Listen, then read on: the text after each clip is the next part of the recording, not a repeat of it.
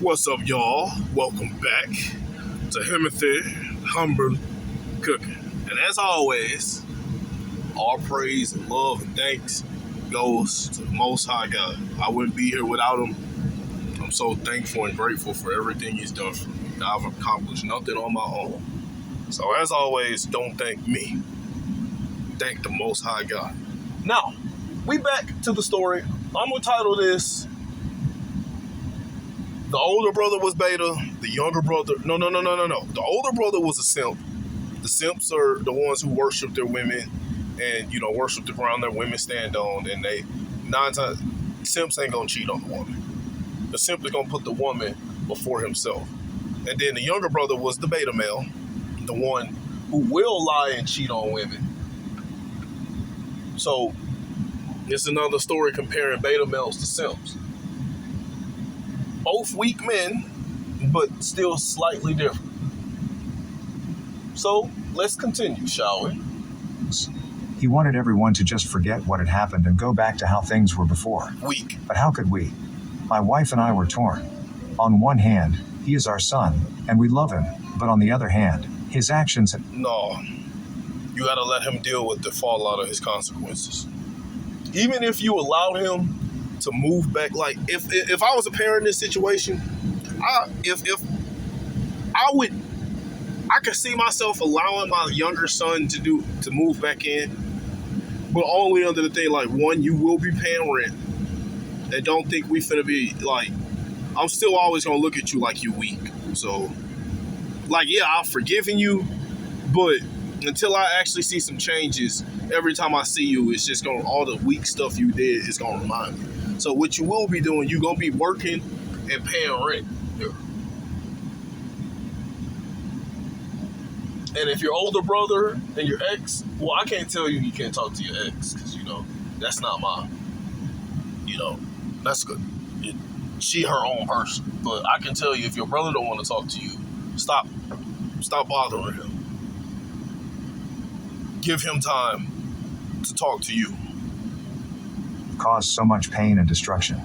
Brian is still healing, and the last thing he needs is Daniel coming back into his life, asking for forgiveness when he hasn't even begun to make amends. Sharon is also trying to move on. Like I said, everyone should forgive everyone in a story. Because if you want God, Jesus, to forgive you for your sins, then you got to forgive other people. But forgiving doesn't mean you got to allow them back into your life. You forgive them and love them from a distance, but continue to leave their number blocked. Like, you can unblock their number and be like, look, little bro, what you did was super weak. I've forgiven you, but at the same time, we's not finna be talking or communicating anytime soon. I still need time to heal. So I unblocked you just to say that. Now I'm finna block you right back. And for those of you that be like, oh, it's just, I can't just forgive someone if they hurt me and stuff. How do you think God feels of all the sins you've done? Do you think you deserve God's forgiveness for everything you've done? Because I know I don't. And I'm not even a bad person. But still, I don't deserve forgiveness. I don't deserve all of God's mercy and forgiveness and everything he's done for me.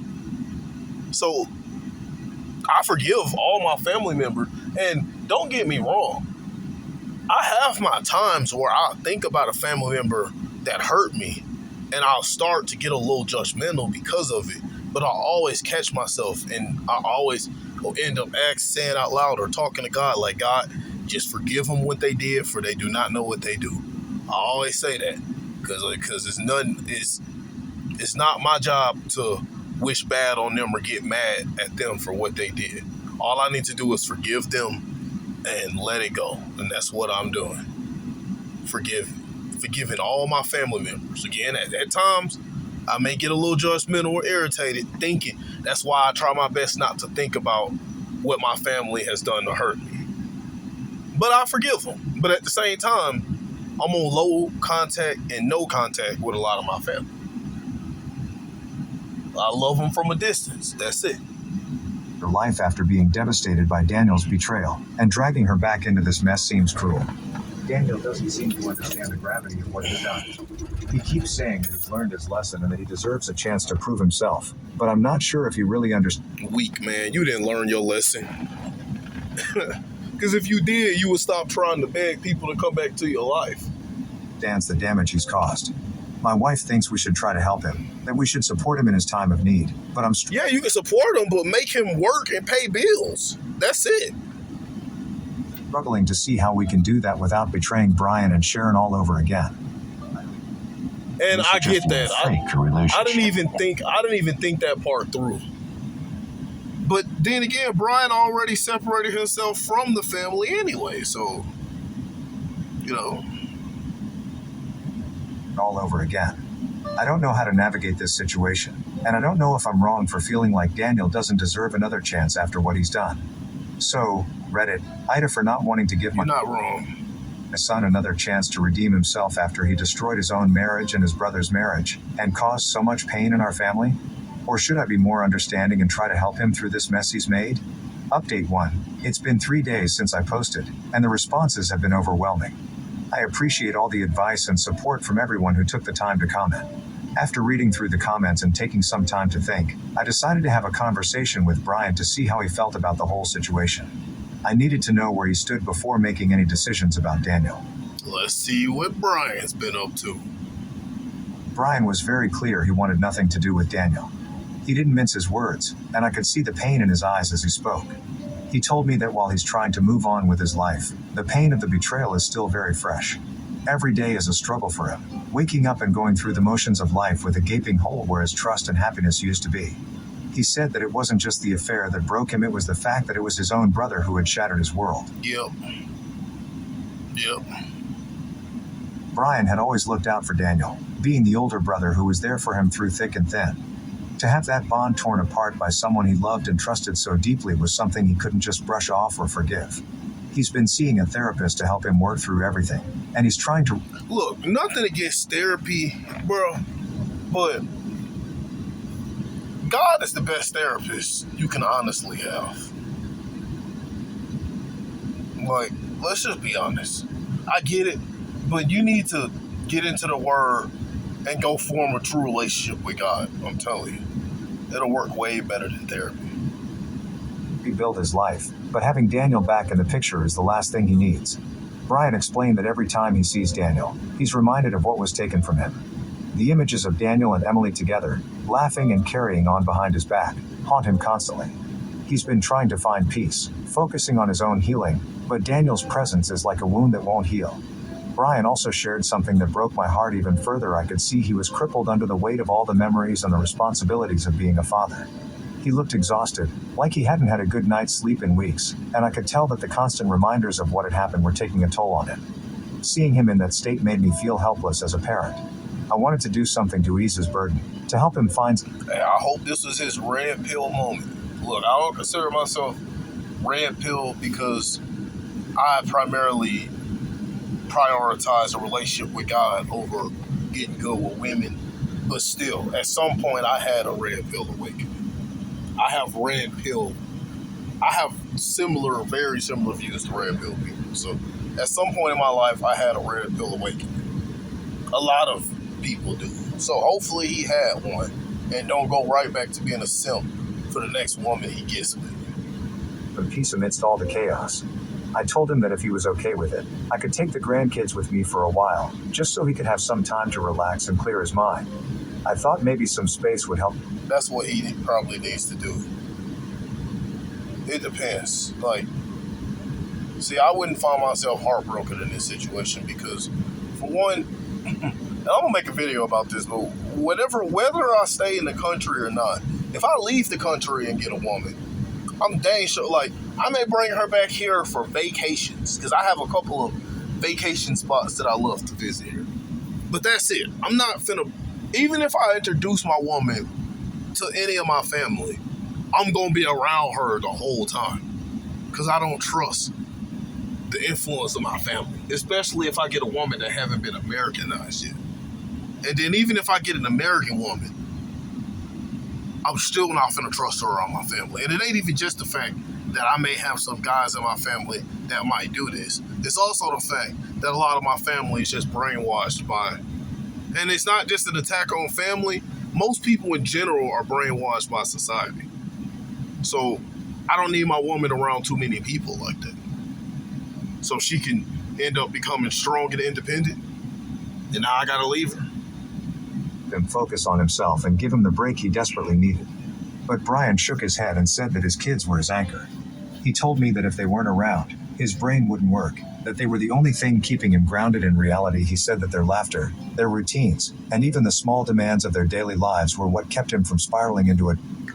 I get it, but the lack of God in this conversation is already telling me what I needed to know. Like I was talking about earlier last video, I already have a good suspicion that this man prioritized and idolized his woman over, one, his relationship with God, and probably over his own self. Because a man can't be in love with a woman and still put himself first. That is impossible. You can love a woman and still put yourself first, but you can't be in love with a woman and put yourself first. Because if you're in love with her, you're willing to do anything it takes to keep her. And that's not putting yourself first. After God, of course. But I haven't heard God brought up once in this situation.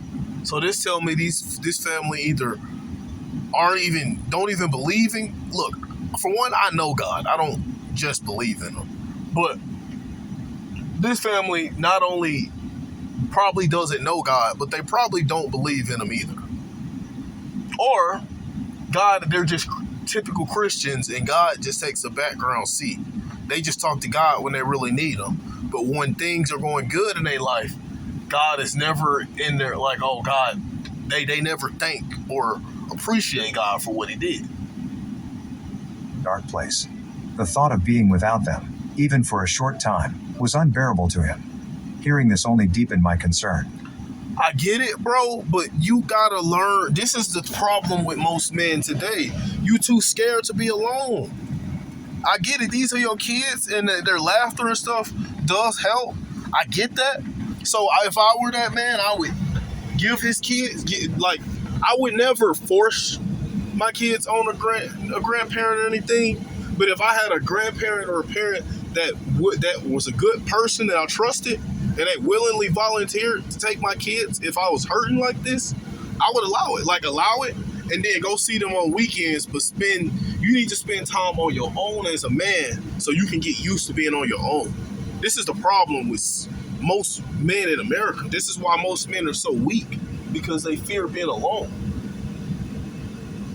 So once the kids, if he gave the kids up, he probably would have no more motivation in life. You get what I'm saying? You got to get used to being alone, just you and God as a man. Again, I have no issue talking to other people. Everywhere I go, women are looking at me. But I can go, if I want, I can go months without talking to any of my family, any women. Just truck driving and just being to myself, just me and God. And I could be like that and never feel lonely at all. That's something most men can't say.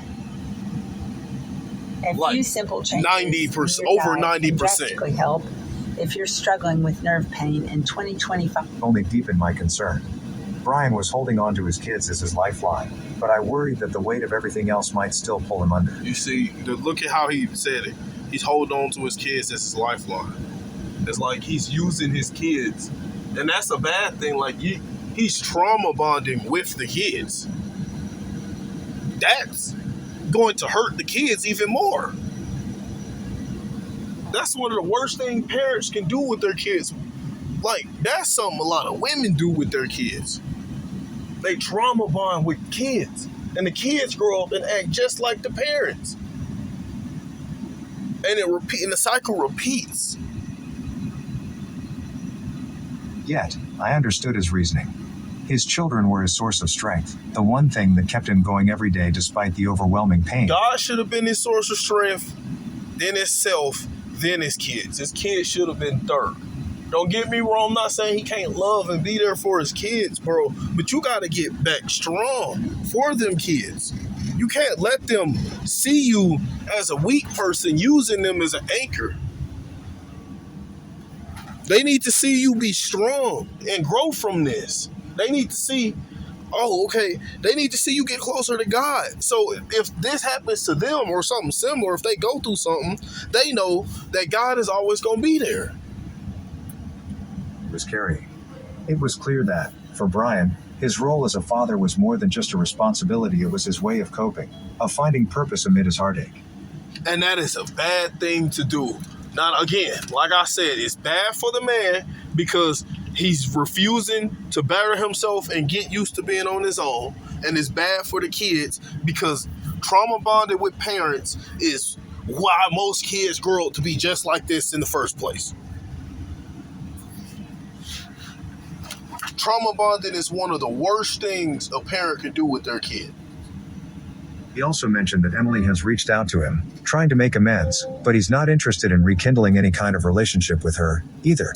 So she left the guy, she left his younger brother with another man and still trying to get it. So the man that she left him with, she probably already left that man too. This is what happens when you ain't worthless as a woman. The only men you qualify for are simps, beta males, pokies, and ray-rays. Simps are going to worship you like you're a goddess, but you're biologically not attracted to that, so you're going to still feel empty and bored inside if you have a simp. A beta male is going to be similar, but only difference is the beta male is more likely to cheat on you. And pokies and ray-rays, they're going to give you some of that masculine energy you really crave, but at the same time, they're going to dog you and cheat on you even worse than the beta males. And some of them may even, be physical with you. This is what happens. A man like me, you ain't finna find a woman like that. You ain't finna find a man like, even if you did, I got a vacation plan. Maybe I'll run into that exact woman. I'm not saying I hope, but maybe I'll run into that exact woman. And more than likely, God's gonna tell me to stay away from her anyway. But even if he allowed me to have fun with the woman, bro, you can look at a woman's energy and her vibe and how she acts and tell if she's for the streets, bro. If I met this woman on a vacation and God allowed me to mess with her, I'm gonna know for a fact she's for the streets. And so I'm only gonna use her for a plaything. Ain't no way I'd ever take a woman like this serious. So this is what happens when you ain't worth it as a woman. So that's why I don't really get on the women. She's obviously for the streets. Like I say, over here, I'm not judging her. I'm just telling the truth. Over here, we don't judge women. I'm not talking about her either. Again, this is just the truth. We don't judge women. We don't put them down. We just recognize what type of woman they are and treat them as such. This woman has showed in this story, she's for the streets. I have discernment. And I know how to vet women and test women before I just fall. For one, I never fall in love with a woman anyway. But even if I decided to take a woman serious in a relationship, I know to vet her and use my discernment on her to be able to tell if she's worth anything or not. And I'm very, very good at telling if a woman is for the streets. So if you realize a woman is for the streets, you don't judge her, you don't hate her, you just treat her accordingly. You either treat her like a plaything or avoid her altogether. That's all that they should be getting. She sent him several messages, first apologizing, then trying to justify her actions by claiming that she and Daniel were meant to be and that their connection... Didn't even take accountability and then had the audacity to say something dumb like that. If they were meant to be, then why did you end up cheating on Daniel and taking everything from him? Was something special.